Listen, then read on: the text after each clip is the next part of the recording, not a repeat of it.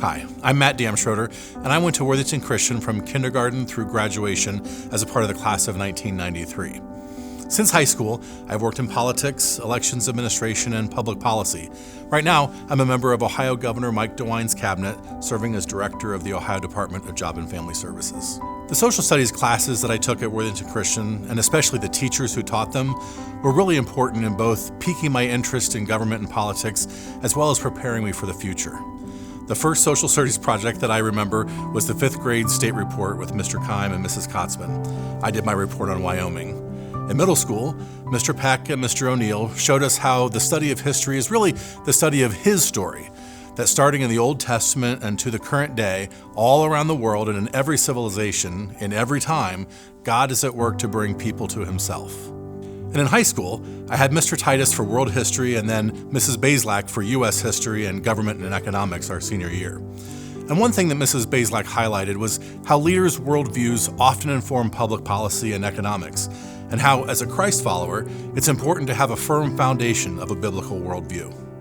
Looking back on my Worthington Christian education, I think that one of the things that helped prepare me for what I do today was the opportunity to stretch and grow.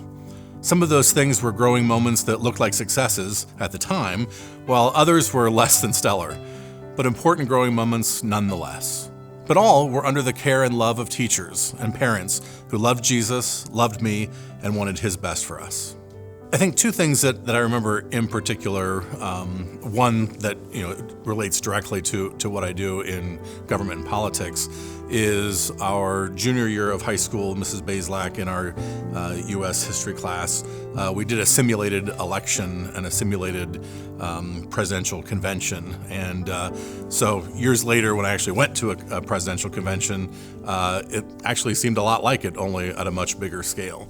And then I think one of the other things that I remember from junior high with Mr. O'Neill was around his 10 Bible principles around history, and I wish I could remember what they were. But the fact that everything, all of the study of history and social studies was infused with a biblical perspective and thinking about what does God think about what we're doing in our time and place.